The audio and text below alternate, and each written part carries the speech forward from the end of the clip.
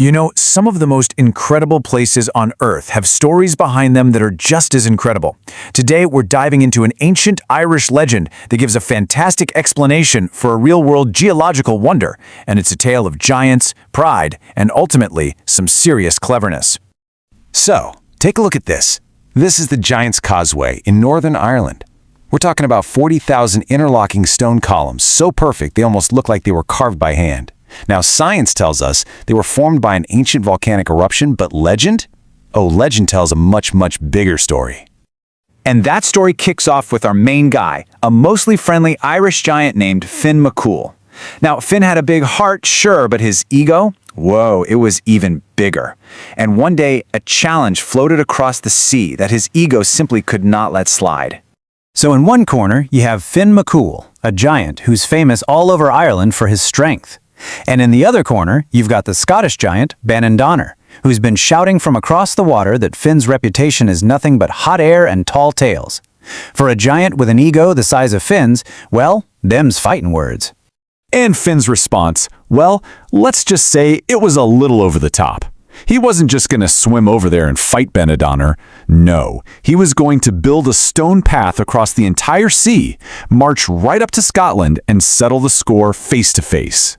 A bridge born entirely from wounded pride. So, filled with that special kind of confidence you only get when you think you can punch your way out of any problem, Finn got to work on his colossal construction project.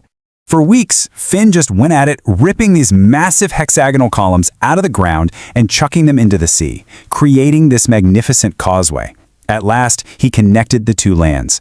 He stood there, super proud of his work, and looked across to Scotland.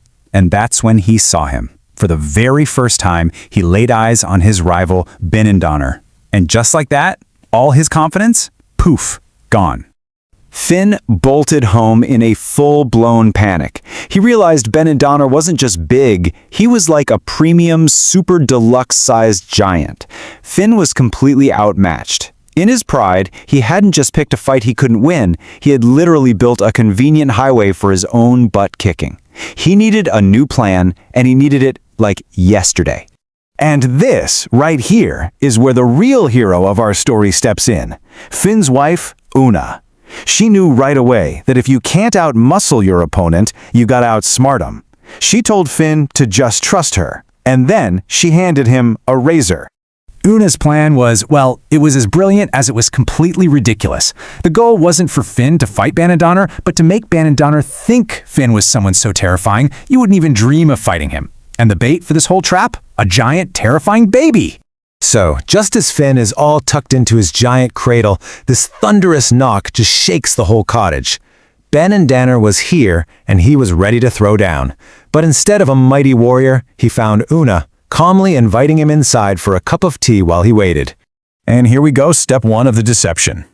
Una just casually points over to this enormous thing in the cradle, that's Finn, by the way, wearing a bonnet, and introduces him as their little baby boy. Can you just imagine the look on Donner's face?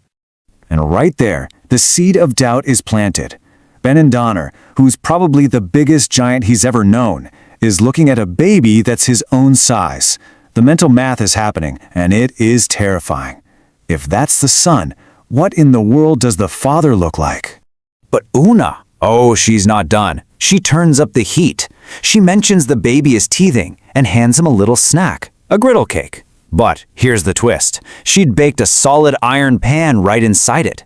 The disguised Finn takes a huge bite, and Donner hears this sickening crunch of teeth on solid metal. For Donner, the message is horrifyingly clear. This baby has teeth that can chew through iron. And when Una just casually mentions that her husband, Finn, just loves those crunchy bits, bam, the trap is sprung. And that was it. That was the last straw. The thought of a giant who snacks on cast iron for fun was way too much. Donner's mind probably conjured up an image of some unimaginable titan. He makes up a lame excuse about leaving the oven on back in Scotland and just bolts out the door. But here's the thing, Donner didn't just run. In his absolute panic, he made sure that Finn and his terrifyingly huge baby could never, ever follow him. See, as Donner hightailed it out of there, he started stomping on the causeway, just destroying the bridge behind him. The chunks left on the Irish shore, that's what we now call the Giant's Causeway. And the leftovers on the Scottish side, they form Fingal's Cave, another real place with the exact same kind of basalt columns. The legend just neatly explains how they both exist. In the end, Finn learned a pretty huge lesson. His reputation was saved, not by his fists, but by his wife's brains. He realized that real strength isn't just about how much you can lift or how hard you can punch.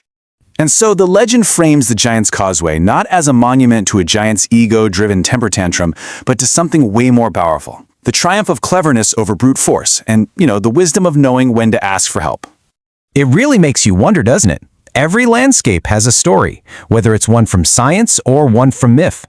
So maybe, next time you look at a mountain or a coastline where you live, just stop and ask yourself, what's the story this place is trying to tell me?